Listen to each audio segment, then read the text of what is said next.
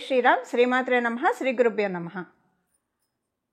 మార్చి ఉగాది రాబోతూ ఉంది. మార్చి 30వ తారీఖు మనం ఉగాది పండుగని సంబరాన్ని మనం జరుపుకుంటాము. ఈరోజు ఒక విశేషాంశము ద్వాదశ రాశుల్లో ఒక రాశి అయిన మీనరాశిలో చోటు చేసుకోబోతుంది. అలాగే నవగ్రహాల్లో మేజర్ ప్లానెట్ మనందరి జీవితంలో ముఖ్య భూమికను పోషించే గ్రహరాజు అయిన శనైశ్వరుడు మీనరాశిలోకి సంచారం 30వ తారీఖు నుంచి, అంటే కరెక్ట్గా ఉగాది రోజు నుంచి మొదలవుతుంది. ఈయన మళ్ళీ 2.5 సంవత్సరాల పాటు మీనరాశిలో సంచారం కొనసాగుతుంది. శనైశ్వరుడు మీనరాశిలో సంచారము ద్వాదశ రాశుల వాళ్ళకి, ద్వాదశ లగ్నాల వాళ్ళకి ఎలాంటి ఫలితాలను సూచిస్తుంది?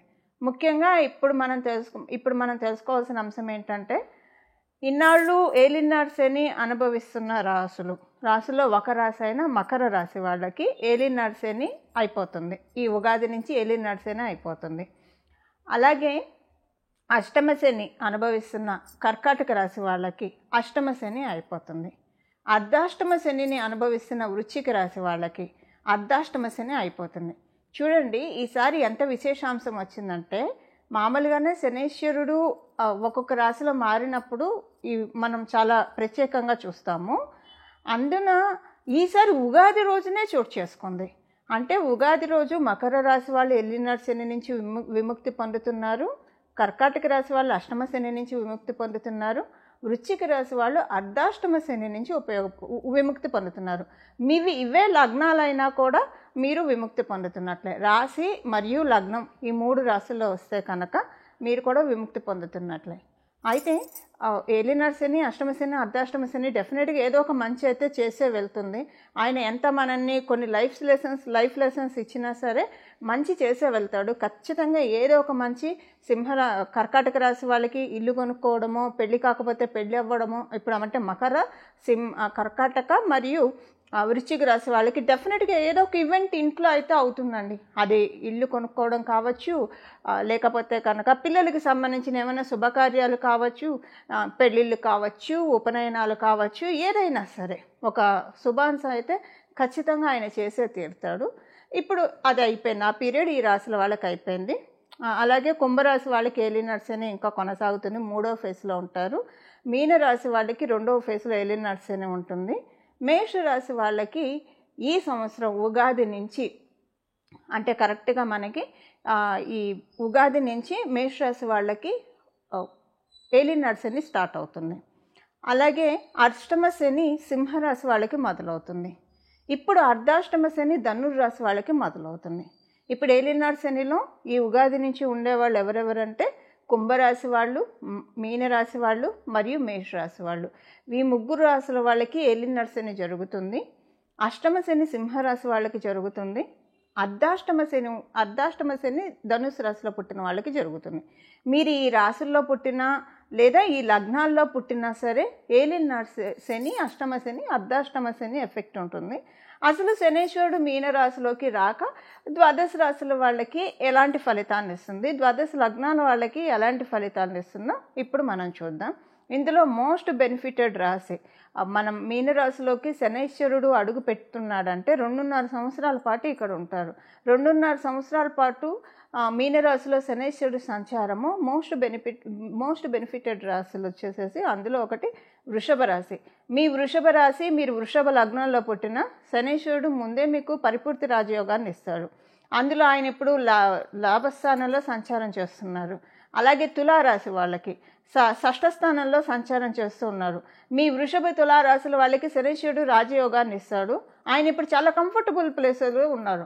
అంటే 3, 6, 11 ఉపచయ స్థానాల్లో ఎప్పుడైనా శనైశ్వరుడు కావచ్చు, రాహు భగవానుడు కావచ్చు, కేతువు కావచ్చు, ఇలాగ కొన్ని ప్లానెట్స్ చాలా బాగా వండర్ఫుల్గా వర్కింగ్ ఉంటుంది. అంటే మంచి రిజల్ట్స్ ఇస్తారు. విడివిడి స్థానాల్లో ఉంటే వీళ్ళు కొన్ని స్థానాల్లో అనుకూలం కాదు అని అనుకుంటాం కదా, కానీ ఉపచయ స్థానాల్లో చాలా మంచి అనుకూలం. అలాగే మకర రాశి వాళ్ళకి మీ రాష్ట్రాధిపతి ఆయనే అవుతూ ఉన్నాడు. మీకు మీ రాశి నుంచి ఉపచయ స్థానంలో అంటే 3వ స్థానంలో ఆయన సంచారము. మనం ఓవరాల్గా చూస్తే వృషభ రాశి వాళ్ళకి, తులారాశి వాళ్ళకి, మకర రాశి వాళ్ళకి ఇది చాలా మంచి ఫేస్. మీనరాశిలో శనైశ్వరుడు ఉండడం అనేది చాలా మంచిది. అంటే మిమ్మల్ని పరిగెత్తిస్తాడు, ఫలితాలను కూడా ఇస్తాడు. ఇన్నాళ్ళు మీరు పరిగెత్తినా, ఎగిరి దంచినా, ఎగరకుండా దంచినా పెద్ద ఉపయోగం లేకుండా ఉన్నది అలా కాకుండా మీరు మీ వర్క్ చేయండి, నేను ఫలితాన్ని ఇస్తాను. ఎప్పుడు ఫలితాలు మనం ఏం చేయకుండా ఫలితాలను మటుకు శనేశ్వరుడు కూడా అలా కొన్నిసార్లు ఆయన ఇస్తాడు. మన జన్మజాతకంలో కొన్ని కాంబినేషన్స్ ఉంటాయి. మనకి స్మార్ట్ వర్క్తో మనీ వచ్చేది ఉంటుంది. బట్ ఇప్పుడు మీకు ఏంటంటే కొంచెం ఈజీగా పనులన్నీ అవుతూ ఉంటాయి అన్నమాట. ఇదివరకు చాలా కాలం లాగైనవి ఇప్పుడు తొందరగా అయిపోతాయి. ఇది ఒకటి ఈ 3 రాసుల వాళ్ళకి. మరి మిగతా రాసుల వాళ్ళ సంగతి ఏంటి అంటే, మిగతా రాసుల వాళ్ళకి ఈ ఉగాది మొదలుకొని వచ్చే ఉగాది వరకు కర్కాటక రాశి వాళ్ళకి శనీశ్వరుడి సంచారము నవమ స్థానంలో జరుగుతుంది. ఇది చాలా మంచిది. అంటే మనం చంద్రస్థానం నుంచి చంద్రస్థానం చూసుకుంటే ఆ రోజు చంద్రుడు నవమ స్థానంలో ఉంటాడు. మనకి ఉగాది రోజు కరెక్ట్గా చంద్రుడు నవమ స్థానంలో ఉంటున్నాడు. సో నవమ స్థానంలో చంద్రుడు ఉండగా ఏలినాటి శని జరుగుతూ ఉందంటే చాలా మంచిది. అది అంటే మనకి ఒకటి 1 to 9 యాక్సిస్లో పడింది కాబట్టి ఈ సంవత్సరము మీకు చాలా బాగుంటుంది. శనేశ్వరుడు చెడు రిజల్ట్స్ అయితే ఇవ్వడు. అలాగే వృశ్చిక రాశి వాళ్ళకి కూడా పంచమ స్థానంలో జరుగుతుంది. చంద్ర భగవానుడు పంచమ స్థానంలో ఉండడం వల్ల ఈ ఇయర్ మీకు కూడా బాగుంటుంది. అంటే ఈ ఇయర్ వరకు నేను చెప్తున్నా, మొత్తం ఏలినాటి శని మొత్తం చెప్పట్లేదు. ఇప్పుడు మకర రాశి వాళ్ళకి, తులారాశి వాళ్ళకి, వృషభ రాశి వాళ్ళకి మొత్తం ఏలినాటి శని అంతా సూపర్ వెళ్తుంది. మళ్ళీ మీ జన్మజాతకాన్ని అనుసరించి మీ జన్మజాతకం చాలా సపోర్టింగ్ ఉంటే ఇంకా అసలు చూసుకొని అక్కడ చాలా బాగుంటుంది. ఒకవేళ మీ జన్మజాతకం సపోర్టింగ్గా లేకపోతే ఏలినాటి శనితో చాలా సేఫ్ గార్డ్ అవుతారు. అయితే ఈ సంవత్సరం వరకు ఈ ఉగాది మొదలుకొని నెక్స్ట్ ఉగాది వరకు కూడా కర్కాటక రాశి వాళ్ళకి నవమ స్థానంలో శని సంచారం అనుకూలం. ఎందుకంటే మీ రాష్ట్రాధిపతి అయిన చంద్రభగవానుడు కూడా అక్కడే ఉన్నాడు. 1 to 9 యాక్సెస్ పడింది కాబట్టి. అలాగే వృశ్చిక రాశి వాళ్ళకి ఇది కూడా చాలా మంచి సంచారము.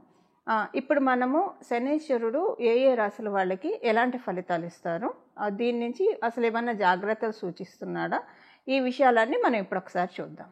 అసలు శనీశ్వరుడు అంటే చాలా భయపడుతూ ఉంటారు అందరూ. కానీ మనకి ప్రతి ప్లానెట్ కూడా మన మీద ఏం పగపట్టవు. అసలు వాళ్ళ తత్వం మనం తెలుసుకుంటే కనుక వాళ్ళలో ఉన్న బ్యూటిఫుల్ రిజల్ట్స్ని మనం తీసుకోవచ్చు. అంటే ఆ గ్రహ దేవతల్లో ఉన్న ఆశీస్సుల్ని మనం అందుకోవచ్చు. ఇందులో ఒక బ్యూటిఫుల్ క్వాలిటీ శనీశ్వరుడికి సంబంధించి ఇప్పుడు మనం తెలుసుకుందాము. ఏదైనా గ్రహం మనకి ఏదైనా ఇస్తే అది ఒక్కొక్కసారి మన జన్మజాతకము సపోర్ట్ చేస్తే కొంతకాలం వరకు ఉంటుంది. కొంతకాలం తర్వాత అది ఎక్స్పైర్ అయిపోతూ ఉంటుంది, లేదా కొంత కొనసాగవచ్చు.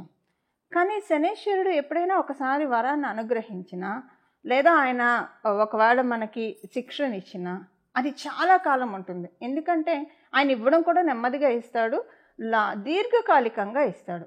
మీకు ఉదాహరణకి చెప్తే శనీశ్వరుడు ఏదైనా రోగాన్ని ఇచ్చాడంటే అది ఇంకా ఒక పట్టాన తగ్గనివే. అంటే శనీశ్వరుడు ఇచ్చే రోగాలు అంటే ఆయనే రోగాన్ని ఇస్తారని కాదు. ఇప్పుడు షుగర్ ఇలాంటివి అయితే వేరే వేరే గ్రహాలు ఇస్తాయి మనకి. అంటే నేను మీకు అర్థం కావడానికి చెప్తున్నాను.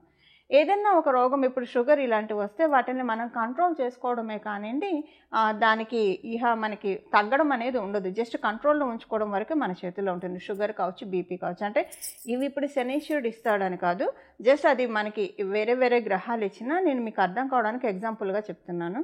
సో ఇలాగా మనకి ఏదైనా ఒక రోగం వస్తే చాలా కాలం అలా ఉన్నట్టు, ఎవరికైనా రోగం వస్తే ఇలాంటివి వస్తే కనుక చాలా కాలం ఉన్నట్లు, శనీశ్వరుడు ఇచ్చే యోగము అసలు అవయోగమైనా సరే యోగమైనా చాలా ఎక్కువ కాలం ఇస్తాడు. ఆయన ఇవ్వడంలో పీనాస్థానం చూపించడు, అది దండించడంలో అయినా పీనాస్థానం నిష్పక్షపాతంగా నిష్కర్షగా దండించేస్తాడు ఆయన. అలాగే ఆయన వరాలు ఇవ్వాలనుకున్నా సరే చక్కగా ఇస్తాడు ఆయన. అంటే చాలా కాలం మన దగ్గర ఉండిపోతుంది. ఇప్పుడు శనీశ్వరుడు ఎవరికైనా చాట్లో బాగా ఉంటే డెఫినెట్గా వాళ్ళకి గవర్నమెంట్లో మంచి పొజిషన్, లేదా పాలిటిక్స్లో మంచి పొజిషన్ ఇలాంటివి ఆయన ఇస్తాడు. అది కూడా దీర్ఘకాలికంగా ఏదైనా వ్యవస్థలో ఎవరైనా కొనసాగుతూ ఉన్నారు అంటే కనుక ఖచ్చితంగా వాళ్ళకి వాళ్ళ వెనక శనీశ్వరుడు బ్లెస్సింగ్స్ ఉంటేనే అలా కొనసాగుతారు. ఇలా శనీశ్వరుడు యొక్క బ్యూటీ కూడా మనం తెలుసుకోవాలి. కొంతమంది తరతరాలకి ఆస్తులు ఇస్తూ ఉంటారు. శనీశ్వరుడు బలం మరియు రాహుకేతువుల బలం ఉంటే కనుక వీళ్ళ తర్వాత తరం వాళ్ళు కూడా అనుభవించేంత ఇచ్చేంత అర్హుల్ని మనల్ని చేస్తారు. సో శనీశ్వరుడు యొక్క ఆశీస్సులను అందుకోవడానికి ఆయన గురురాశి అయిన మీనరాశి, అలాగే ఈ మీనరాశి మనం భగవంతుడి పాదం అని కూడా చెప్తాం. విష్ణుమూర్తి పాదము, అమ్మవారి పాదము, వెంకటేశ్వర స్వామి పాదము, రుద్రుని పాదము. ఈ మీనరాశి అంటేనే పాదాన్ని సూచిస్తుంది. ఎవరి పాదాన్ని? మన పాదాన్ని కాదు, పరమాత్మ యొక్క పాదాన్ని.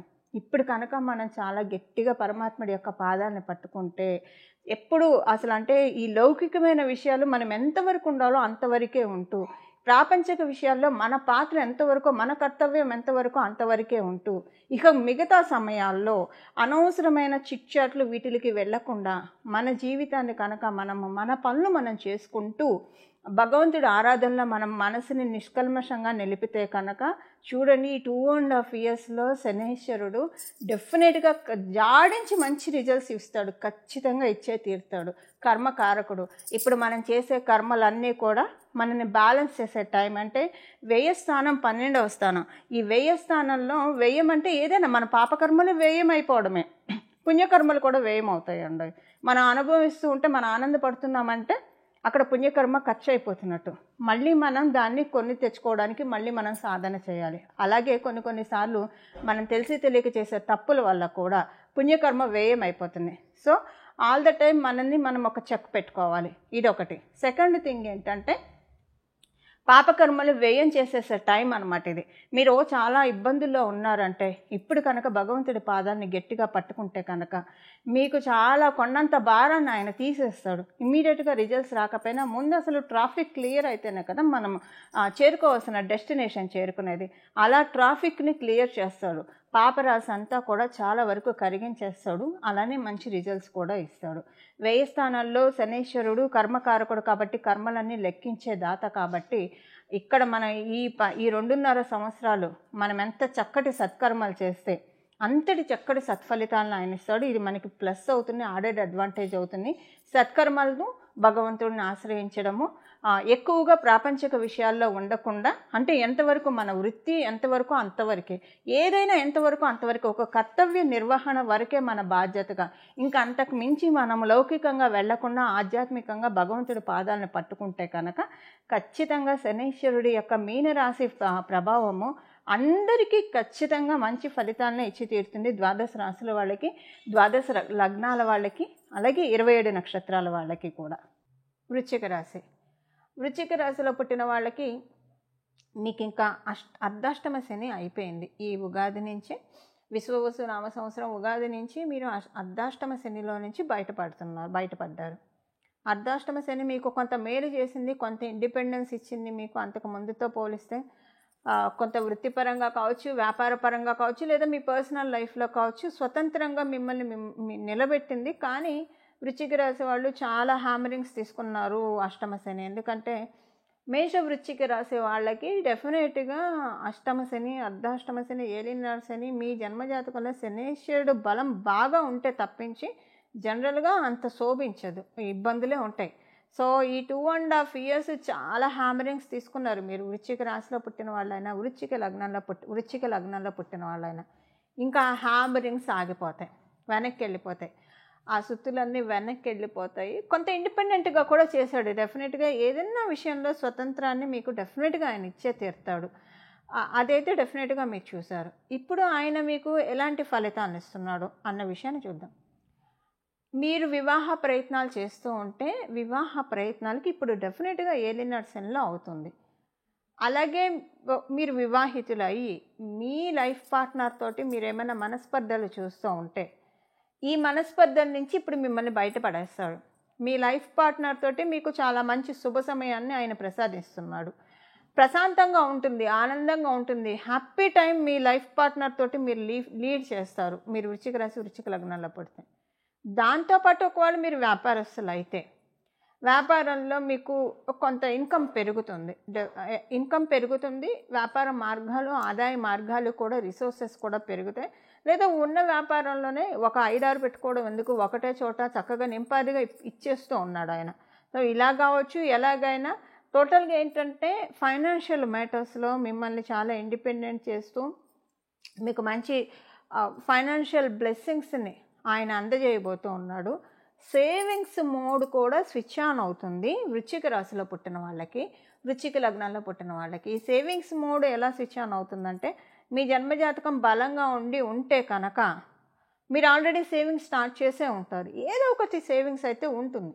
అదొక స్థలం కొనడమో, ఇల్లు కొనడమో, లేదంటే ఏదన్నా సేవింగ్స్ మీరు ఇన్వెస్ట్ చేయడమో, దేంట్లో అయినా ఇన్వెస్ట్ చేయడమో, షేర్స్లో పెట్టడమో, లేదా వడ్డీకి డబ్బులు బ్యాంకులో వేయడమో, లేదంటే చీటీలు కట్టడమో, ఇలా ఏదో ఒకటి డెఫినెట్గా మీకు ఈ 2024లో అయ్యే ఉంటుంది. ఎందుకంటే ఆయన రావడానికి ముందే అంటే ఆయన వచ్చాక తీరుబడిగా చేసే ప్లానెట్ కాదు శనైశ్వరుడు. ఏంటంటే ముందుగానే ఇప్పుడు మన ఇంట్లో పెద్దవాళ్ళు ఉంటే ఏదైనా ఫంక్షన్ ఉంటే మనని ఇక్కడి నుంచి ఒక నెల తర్వాత ఉన్న 6 నెలల తర్వాత ఉన్న ఇక్కడి నుంచి ఆ పని చేయి, ఈ పని చేయి, అప్పటిదాకా లాస్ట్ దాకా పెండింగ్ పెట్టకండి, కానివ్వండి చురుగ్గా చేయండి అని మనని చో అని పోరుతూ ఉంటారు కదా. అలాగే శనైశ్వరుడు ఆల్రెడీ 2024లో వర్కింగ్ స్టార్ట్ చేసే ఉండొచ్చు డెఫినెట్గా. మీ జన్మజాతకం బలంగా ఉంటే డెఫినెట్గా మీరు ఆల్రెడీ ఈ సిమ్టమ్ మీరు చూసారంటే మీ జన్మజాతకం చాలా స్ట్రాంగ్గా ఉన్నట్టండి. మీకు జన్మజాతకంలో శనైశ్వరుడు బలం చాలా ఉన్నట్లే. ఒకవేళ చూడలేదు అనుకోండి, బెంగేం లేదు, ఇప్పుడు చూస్తారు. ఈ 2.5 yearsలో సేవింగ్స్ ఇస్తారు. ఒకవేళ ఆల్రెడీ మీరు 2024లో చూసి ఉంటే కనుక ఈ 2025 నుంచి మీకు సేవింగ్స్కి అమ్మయ్య సేవింగ్స్ చేస్తున్నా, నాకు కూడా సేవింగ్స్ ఉన్నాయి, ఒక ప్రౌడ్ మూమెంట్ డెఫినెట్గా డబ్బు విషయంలో వృశ్చిక రాశి వాళ్ళకి వచ్చే తీరుతుందండి. అది ఆయన ఇచ్చే తీరాలి. ఇప్పుడు అంటే మీ వృశ్చిక రాశి వాళ్ళకి ఆయన పూర్తిగా అనుకూలం కాకపోయినా సరే ఇప్పుడు ఆయన ఈ వరాన్ని మీకు ఇచ్చే తీరాలి. ఎందుకంటే హీ కాంట్ సే నో అనమాట. ఇప్పుడు అలాంటి పొజిషన్లో ఆయన ఉన్నాడు. సో సేవింగ్స్ మోడ్ చాలా చక్కగా స్విచ్ ఆన్ అయ్యే సమయము వృశ్చిక రాశిలో పుట్టిన వాళ్ళందరికీ కూడా. కాకపోతే మీ మాట విషయంలో జాగ్రత్తగా ఉండండి. మీ మాట అంటే పెద్దగా ఇబ్బందులు అయితే ఏం లేవు, బట్ మీ మాట విషయంలో ఏంటంటే మీరు కొంచెం ఇప్పుడు ఎదుగుతూ ఉన్నప్పుడు డెఫినెట్గా చాలామంది కళ్ళు ఉంటాయి, ఎదిగే వాళ్ళ మీద మన మీద చాలామంది కళ్ళు ఉంటాయి. సో ఎవరి కళ్ళు మీ మీద పడకుండా, ఏ పాపిష్టి కళ్ళు ఏ కోపిష్టి కళ్ళు మీ మీద పడకుండా మిమ్మల్ని మీరు ప్రొటెక్ట్ చేసుకుంటూ ఉండండి. ఎస్పెషల్లీ అలా కాచుకొని కూర్చునే వాళ్ళు ఏం చేస్తారు, ఏదైనా ఒక మాట దొరకకపోతారా, ఏదైనా ఒకటి చేయకపోతారా, పట్టుకుందామని చూస్తూ కూర్చుంటారు. ఈర్ష్యాసూయలతో రగులిపోయే వాళ్ళు కావచ్చు. సో మీరు ఎవరికి స్కోప్ ఛాన్స్ ఇవ్వకండి. సో ఎదిగేప్పుడు చాలా జాగ్రత్తగా ఉండండి మీరు. అంటే ఈ ఒక్క విషయంలో జాగ్రత్తగా ఉంటే కనుక డెఫినెట్గా వృశ్చిక రాశి వాళ్ళకి గ్రోత్ చాలా బాగా ఉంది. మంచి గ్రోత్ని ఈ సమయంలో చూస్తారు. కెరియర్ పరంగా చాలా మంచి గ్రోత్ని చూస్తారు. ఫ్యామిలీ పరంగా చాలా మంచి ప్రశాంతతని చూస్తారు. సంతాన పరంగా కూడా కొన్ని అనుకూలతలు ఉన్నాయి. అయితే ఇవి అనుకూలతలా లేదా నార్మలా లేదా ప్రతికూలతలా అన్నది మీ జన్మజాతకాన్ని అనుసరించి ఆధారపడి ఉంటుంది. సంతాన పరంగా కూడా కొన్ని మార్పులు ఉన్నాయి. ఈ మార్పులు అనుకూలమా ప్రతికూలమా లేదా మధ్యమంగా ఉందా అన్నది మీ జన్మజాతకాన్ని అనుసరించి ఆధారపడి ఉంటుంది. ఇవి వృశ్చిక రాశిలో పుట్టిన వాళ్ళకి శనైశ్వరుడు ఇచ్చే ఫలితాలు. చూశారు కదండి, ఈ శనైశ్వరుడి సంచారము ద్వాదశ రాశుల వాళ్ళకి అలాగే ద్వాదశ లగ్నాల వాళ్ళకి ఎలాంటి ఫలితాన్ని ఇస్తుందో ఇప్పుడు చేసుకోవాల్సిన పరిహారం చూద్దాము. శనైశ్వరుడు మీనరాశిలో ఉండగా చేసుకోవాల్సిన పరిహారం ద్వాదశ రాశుల వాళ్ళకి వీరభద్రస్వామి వారి ఆరాధన. వీరభద్రస్వామి వారి దండకం చదువుకోవడం కావచ్చు, వీరభద్రస్వామి వారి అష్టోత్తరం చదువుకోవడం కావచ్చు, లేదా నేను ఒక నామాన్ని చెప్తాను, ఈ నామాన్ని బాగా స్మరించడం వల్ల కాలభైరవ స్వామి వారిని కానివ్వండి, వీరభద్రస్వామి వారి ఆరాధన కానివ్వండి, చాలా చక్కటి సత్ఫలితాలను వస్తుంది. మీన రాశి అంటేనే మనకి సహజ కాలపురుషుడు కుండలిలోంచి 12వ స్థానం వ్యయస్థానం. మన రాత్రిపూట మన నిద్ర సౌఖ్యం ఎలా ఉంటుందని సూచించే రాశి మనకి కాలపురుషుడు కుండలిలో నుంచి మీనరాశి. అలాగే ఎవరి రాశుల ప్రకారం వాళ్ళకి 12వ స్థానం సూచిస్తుంది. బట్ ఇది అందరికీ అప్లికేబుల్ అయ్యే రాశి కాబట్టి మీరు చూడండి, కాశీకి క్షేత్రపాలకులు వారాహి అమ్మవారు అలాగే కాలభైరవ స్వామి వారు కూడా కాశీ క్షేత్రాన్ని పరిరక్షిస్తూ ఉంటారు. మీరు శ్రీశైలం వెళ్తే శ్రీశైలంలో అక్కడ వీరభద్రస్వామి ఆలయం ఒకటి ఉంటుంది. అంటే మొత్తం ఓపెన్గా ఉంటుంది, అంటే ఓపెన్ కార్ లాగా ఓపెన్గా ఉంటుంది, చుట్టూ 4 గోడలు ఉంటే అక్కడ ఉంటాడు. అంటే కొన్ని క్షేత్రాల్లో క్షేత్రపాలకులు ఉంటారు. ఎందుకు ఉంటారు, రాత్రిపూట ప్రత్యేకించి ఉగ్రదేవి దేవతలు రాత్రిపూట ఆ క్షేత్రాన్ని కాపాడుతూ ఉంటారు, సంచారం చేస్తూ కాపాడుతూ ఉంటారు. శనీశ్వరుడు మీనరాశిలోకి వెళ్ళడం అంటే, మీనరాశి అంటేనే మనకి సహజ కాలపురుషుడు కుండలిలో నుంచి రాత్రిని సూచిస్తుంది, నిద్రాస్థానాన్ని కూడా సూచిస్తుంది. కాబట్టి అంటే ఇంకా చాలా ఉంటాయి, వన్ ఆఫ్ ద ఇది అది. సో ఈ సమయంలో కనుక మనము వీరభద్ర స్వామి వారిని కానీ లేదా కాలభైరవ స్వామి వారి ఆరాధన కానీ చేయడము, అలాగే కుక్కలకి వీలైతే ఆహారం పెడుతూ ఉండడము, ఇవి చేయడం వల్ల చాలా చక్కటి ఫలితాలు వస్తాయి. ఏలినాటి శని కావచ్చు, అష్టమ శని కావచ్చు, అర్ధాష్టమ శని కావచ్చు. శనీశ్వరుడు ఎవరిలో అయినా చూసేది ప్యూరిటీని మాత్రమే. మనం కనుక మన ప్యూరిటీని మనం మెయింటైన్ చేస్తూ ఉంటే ఏ గ్రహ దేవతలు మనల్ని బాధించలేవు. అంటే ప్యూరిటీ అంటే ఎప్పుడూ కూడా నిష్కల్మషమైన మనసుతోటి, మంచి ఆలోచనలతోటి, సానుకూల దృక్పథంతో, సచ్చింతనతోటి మనల్ని మనం పెట్టుకుంటూ ఉంటే కనుక అప్పుడు గ్రహదేవతలు అన్నీ కూడా వాటి బ్లెస్సింగ్స్ని మనకి ఇవ్వడం ప్రారంభిస్తాయి. అందులో మనకి శనీశ్వరుడు అయితే ఇంకా ఎక్కువగా, ఇప్పుడు మనకి అన్ని గ్రహాలు ఇచ్చే దీవెనను ఒక ఎత్తు అయితే శనీశ్వరుడు ఇచ్చే దీవెనను మటుకు ఖచ్చితంగా అన్నిటికంటే మించి అనే చెప్పాలి. చూడండి, ఆయన ఏది ఇచ్చినా సరే, ఇప్పుడు మనం చేసుకోవాల్సిన పరిహారం చూద్దాము. వీరభద్రస్వామి దండకం కావచ్చు, వీరభద్రస్వామి అష్టోత్తరము, మీ ఇంటి దగ్గర ఏమైనా వీరభద్రస్వామి వారి ఆలయాలు ఉంటే అక్కడికి వెళ్ళడం. కొంతమంది వీరభద్రస్వామి వారి పీఠాలు పెట్టుకుంటారు, పీఠాలకు వెళ్ళి దర్శించి రావడము. ఒకవేళ ఇవేవి లేవు అంటే ఇప్పుడు నేను చెప్పబోయే నామము కాలభైరవ స్వామి అయితే మనకి శివాలయాల్లో కనిపిస్తూ ఉంటారు. సో కాలభైరవ స్వామి వారిని తరచూ దర్శనం చేసుకుంటూ రావడము, కాలభైరవ స్వామి వారి ఆరాధన ఇది చేసుకుంటే కనుక మనకి మీనరాశిలో ఉన్న శనీశ్వరుడు చాలా చక్కటి ఫలితాన్ని ఇస్తారు. ఇప్పుడు వీరభద్రస్వామి వారికి సంబంధించిన ఒక నామము మనం ఒకటి తెలుసుకుందాము. అలాగే భద్రకాళి అమ్మవారి ఆరాధన కూడా శనీశ్వరుడు చక్కటి ఫలితాన్ని ఇవ్వడానికి చక్కగా తోడ్పాటుగా ఉంటుంది. ఇప్పుడు మనం వీరభద్రస్వామి వారికి సంబంధించిన ఒక నామాన్ని తెలుసుకుందాము. ఇది మీరు ఎప్పుడైనా సర్వకాల సర్వావస్థలో నామం కాబట్టి జపించుకోవచ్చు. మీకు వీలు కుదిరినప్పుడల్లా ఏ పనిలో ఉన్నా మనసులో ఈ నామాన్ని జపించుకోవడం వల్ల చాలా చక్కటి ఫలితాలు వస్తాయి. మీ జన్మ జాతకంలో ప్రతికూలతలు ఆయన ఏమన్నా ఇస్తుంటే వాటిని తొలగించి అనుకూల ఫలితాలని మనందరికీ కూడా అందజేస్తారు. ఈ నామం వచ్చేసేసి భద్రకాళి పాహిమాం వీరభద్ర రక్షమాం. భద్రకాళి పాహిమాం వీరభద్ర రక్షమాం. భద్రకాళి పాహిమాం వీరభద్ర రక్షమాం. ఈ నామాన్ని జపించాలి. ఈ నామాన్ని ఎప్పుడైనా జపించవచ్చు. సర్వకాల సర్వవస్థలో ఈ నామాన్ని జపించవచ్చు. నామానికి ఏ రకమైన అంటే నామానికి ఎలాంటి మనకి ఆచారాలు పాటించాల్సిన అవసరం లేదు. అందువల్ల ఈ నామాన్ని జపించడం వల్ల ఈ 2.5 years కూడా శనీశ్వరుడు ఇచ్చే మంచి రిజల్ట్స్ని మనందరం కూడా తీసుకోవడానికి చక్కటి అవకాశం ఉంటుంది. అలా మనందరం కూడా నవగ్రహ దేవతల ఆశీస్సులు తీసుకొని మన జీవితం అంతా శుభాంశాలతోటి అనుకూలంగా సాగాలని చెప్పి మనందరి తరఫున నేను కూడా ప్రార్థిస్తూ మంగళం. నమో భగవతే వాసుదేవాయ.